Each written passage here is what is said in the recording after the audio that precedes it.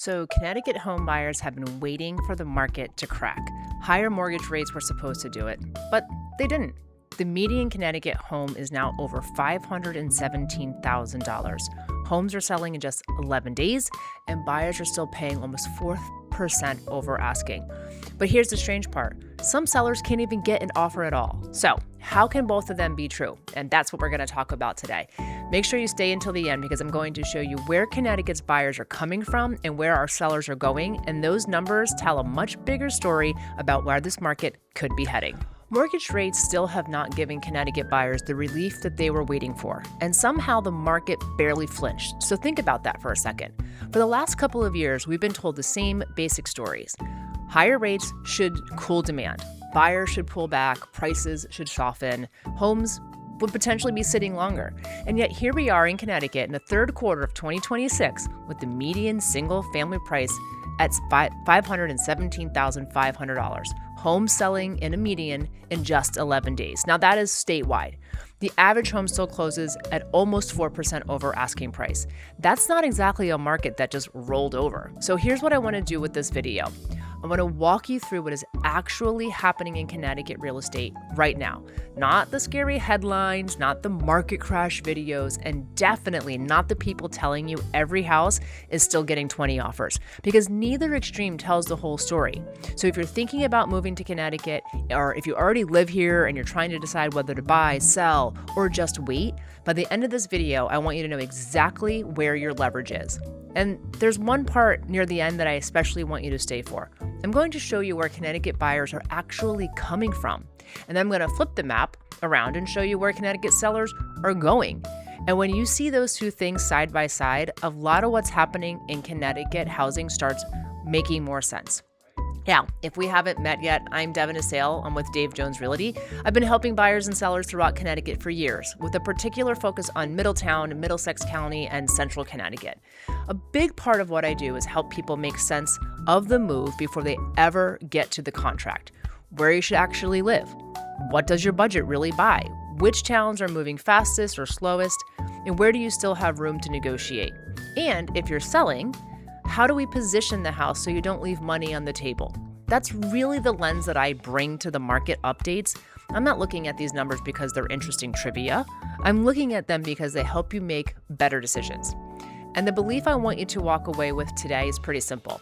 The Connecticut real estate market in Q3 of 2026 is not crashing, but it's also not behaving exactly like it did a few years ago.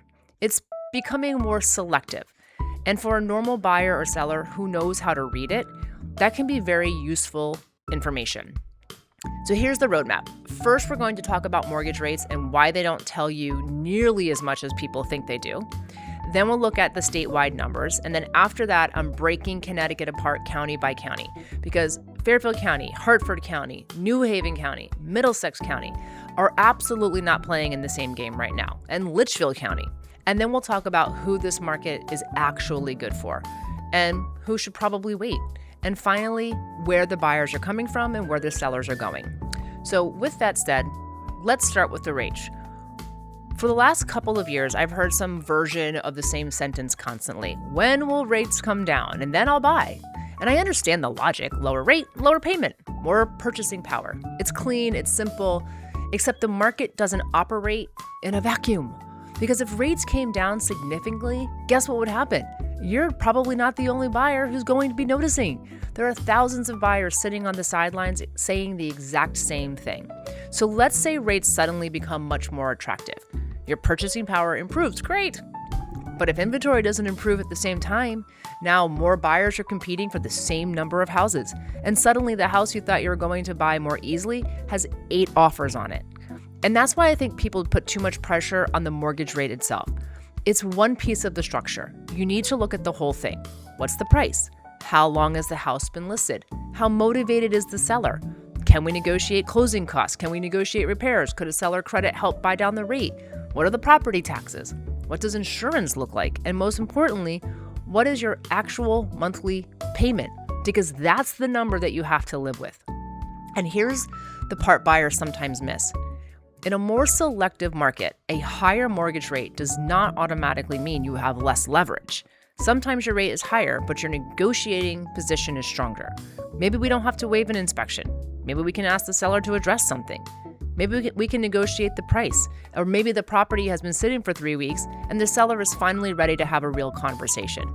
That was not happening very often 5 years ago in 2021. Back then, buyers were fighting the price, fighting 10 offers or 30 offers, and fighting the rate. Today, depending on the property, you may actually have room to structure the transaction. So don't look at one scary number, and decide that the entire market is broken. Look at the entire frame.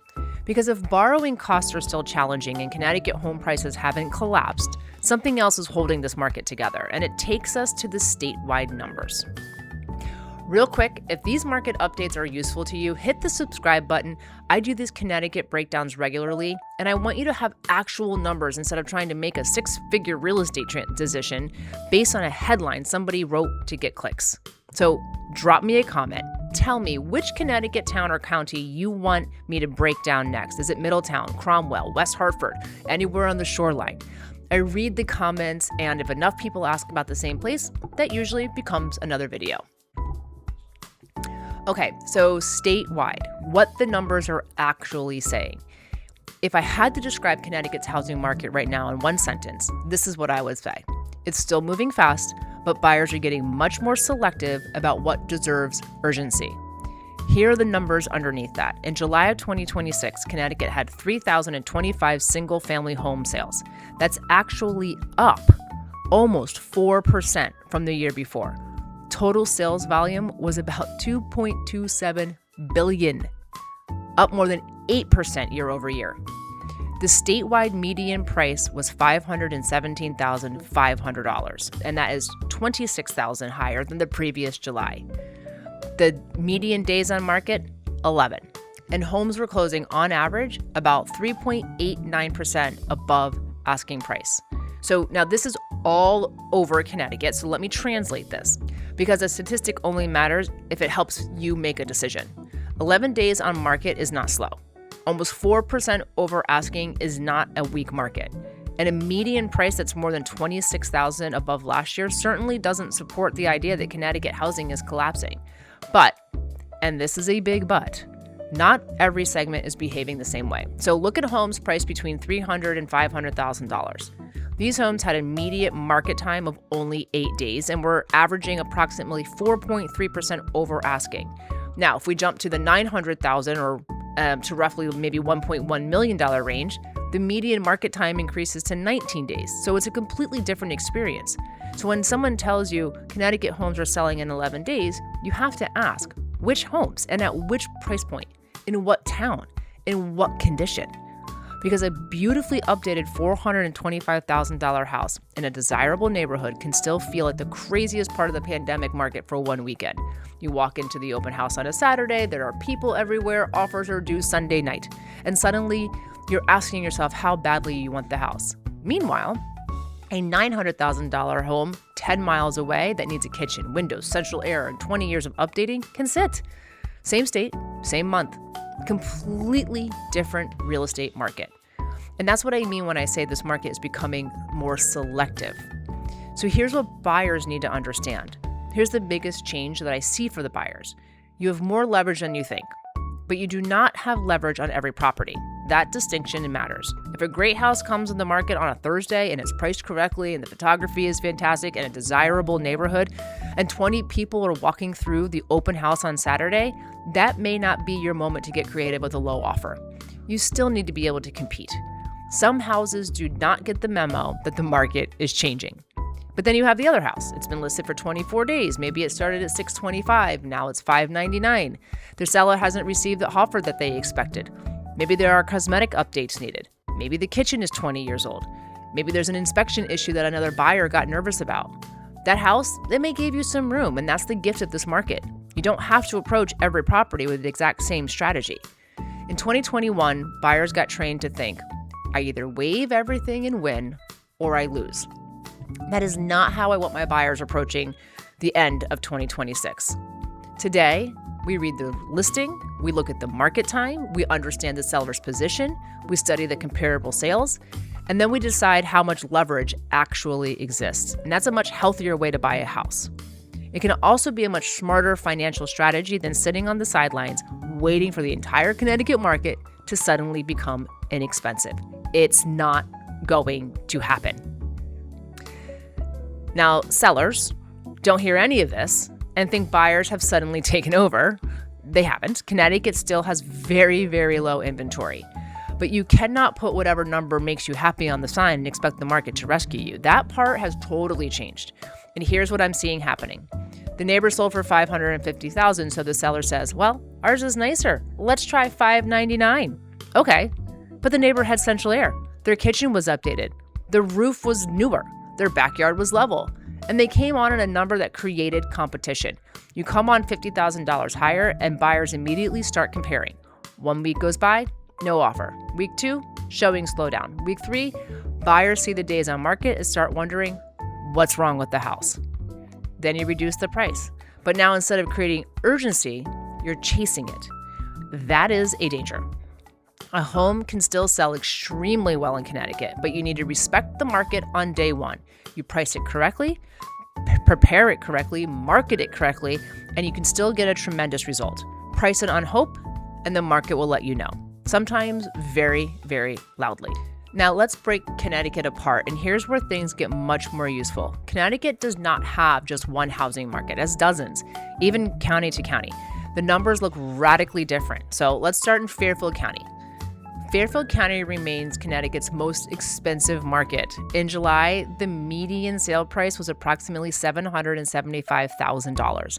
Nearly 1,000 sales closed during the month. Homes took a median of about 21 days to sell, and despite the higher price point, they still closed at 3.76% above asking. Now that combination matters. Higher price, longer market time, but still selling over asking. Why? Because Fairfield County isn't one market either. Greenwich is not Shelton. Westport is not Bridgeport. Stanford, not Monroe. You've got New York commuters, luxury buyers, condo buyers, first-time buyers, multi-million-dollar homes, waterfront properties, and everything in between. So when somebody from New York tells me, I'm moving to Fairfield County, that's not enough information. Where are you commuting? How often? What is your budget? How much land do you want? How important is walkability? Do you need Metro North nearby? Because a $775,000 county median does not tell you what your life is going to look like. But it does tell us something else.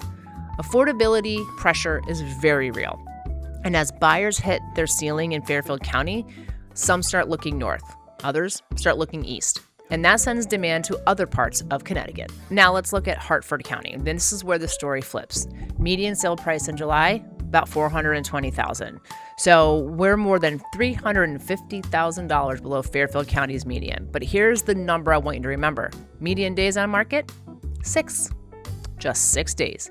And the average home sold approximately 5.68 above asking. That's not approximate, that's exact. That was the strongest average over asking percentage among Connecticut's counties in this report. So Hartford County is cheaper, but in many ways, it's more competitive. So this is where buyers are getting surprised. They think, well, I left Fairfield County, this should be easier. And then a $425,000 house comes on the market and suddenly half of central Connecticut is standing in the living room with them. Why? Because $400,000 to $500,000 home is where a huge portion of the buyer pool lives. Think about towns like West Hartford, Wethersfield, Rocky Hill, Newington, Southington, Glastonbury, Cheshire. Depending on the property and the specific price point, there's enormous demand. So if you're buying in Hartford County, you need to be prepared before the listing hits. Financing ready, numbers understood, inspection that's really hard for me to say. Inspection strategy has already been discussed with your agent, because 6 days does not leave you a week to start calling lenders. All right, so then if we move south to New Haven County, median single-family sale price in July was approximately $430,000, and median market time, 12 days. And homes sold about $2,000 over asking. Immediately, it feels different. You're still in a low inventory environment, but compared with Hartford County, you have a little more breathing room. And New Haven County has tremendous variety. New Haven, Hamden, North Haven, Wallingford, Cheshire, Milford, Branford, Guilford.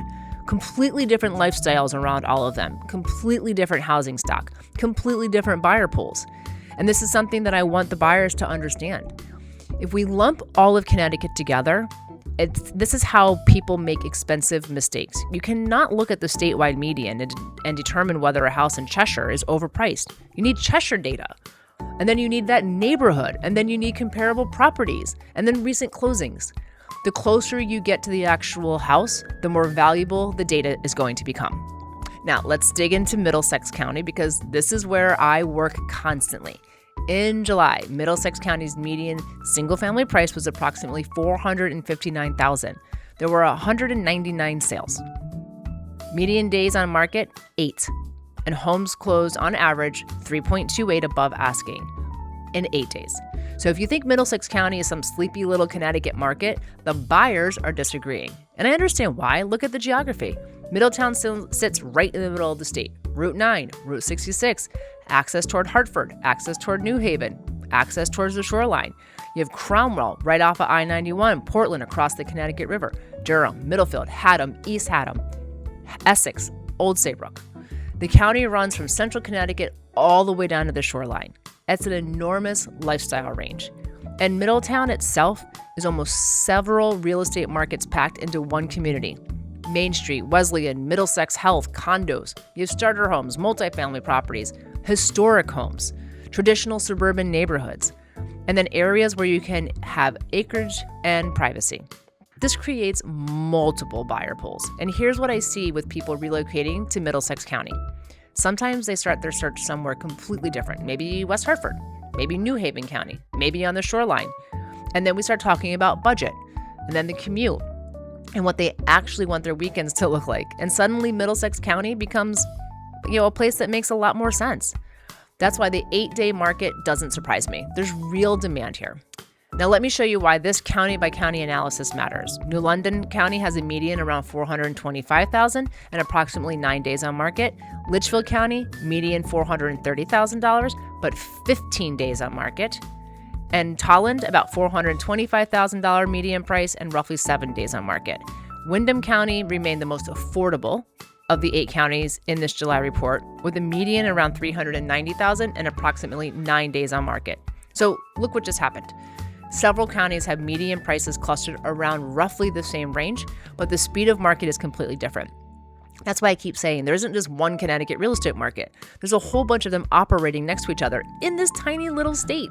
So let's get to the question people are actually here to learn. Is this a good market to move in? For some people, absolutely. This market is genuinely good for you if you're a buyer who values strategy over adrenaline. If you like the idea of touring homes, looking at disclosures, keeping an inspection when the situation allows, and making a decision based on actual numbers, there are opportunities, especially if you're willing to look at properties that haven't sold during the first weekend. This is also a very useful market for relocators, because if you're planning to move several months ahead, we can be selective. This is also a very useful market for people who are relocating, because if you're planning to move several months ahead of your relocation, we can be selective. We can identify the towns and understand the commute, watch the inventory, and learn what your money is going to buy. And when the right property appears, you aren't trying to learn Connecticut overnight. And this is still an excellent market for a homeowner who is genuinely ready to sell. Why? Because inventory remains incredibly low. I have said it week after week, video after video. Statewide single family inventory in July was around 1.37 months of supply. That is nowhere near a more balanced market. So sellers do still have leverage. You simply have to use it intelligently. And now we ask the question, what part of real estate agents sometimes don't say loud enough? Not everybody needs to move right now. If buying this home puts you in an absolute edge of your finances, wait.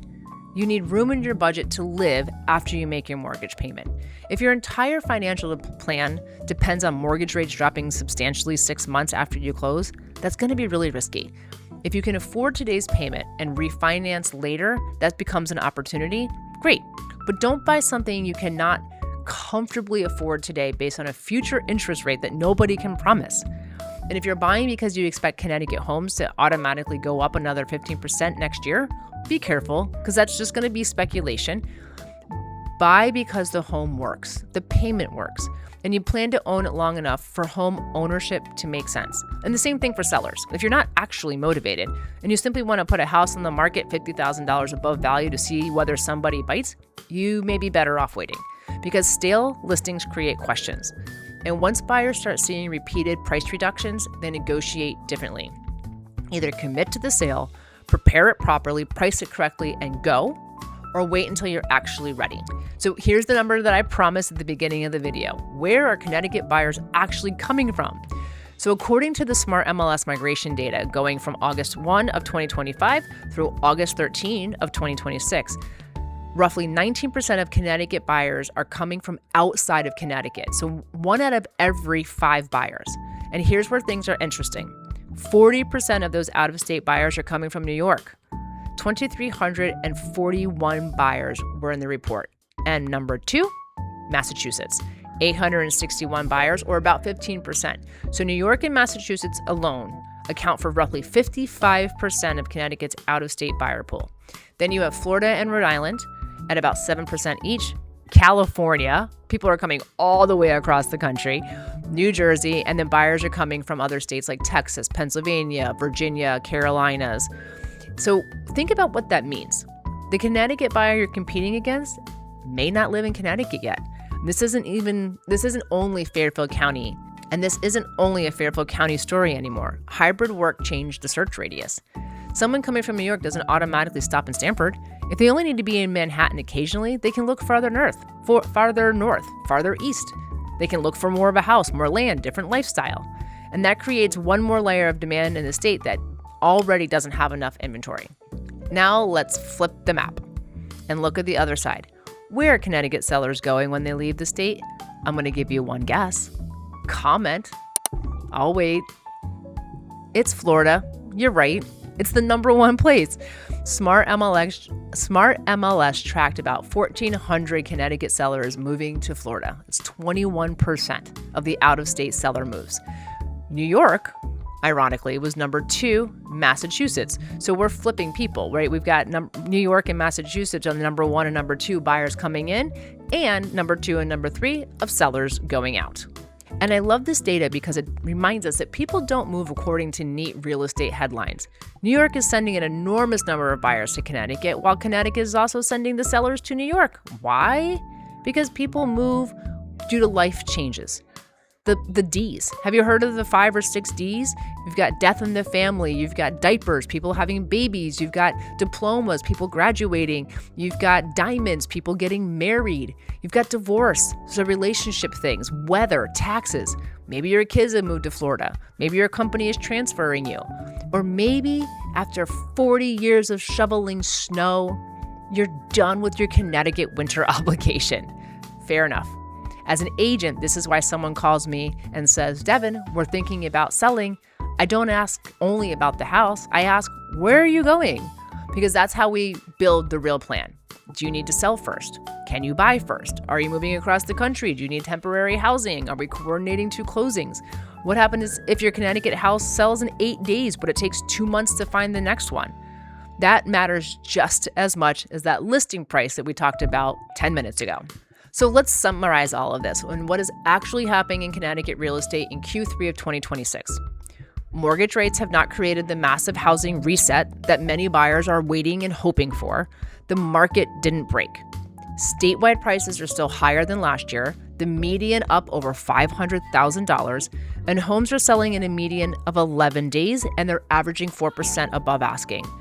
Underneath those statewide numbers, the market is becoming much more selective. Fairfield County is expensive and slower, but still competitive.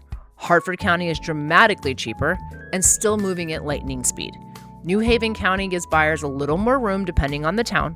And Middlesex County sits right in the middle geographically and price-wise. Good homes are still moving in about a week. And I think that's the headline that people are missing. This isn't a crashed market, and it isn't the completely irrational housing market we had a few years ago. It's a market that rewards preparation. For buyers, know your numbers, know the town, know the house, and understand whether you actually have leverage before trying to use it. For sellers, respect the market, prepare the property, price it correctly, and use those first 7 to 10 days wisely. Because in Connecticut right now, the good houses are still getting rewarded. So here's what you're going to do next. If you're still early in this process, maybe you're trying to decide between Middletown, Cromwell, Hartford, New Haven County, or somewhere along the shoreline. Keep watching these videos. That's exactly why I'm building this channel. Actual Connecticut data, local market breakdowns, and what those numbers mean when you're trying to make a real decision.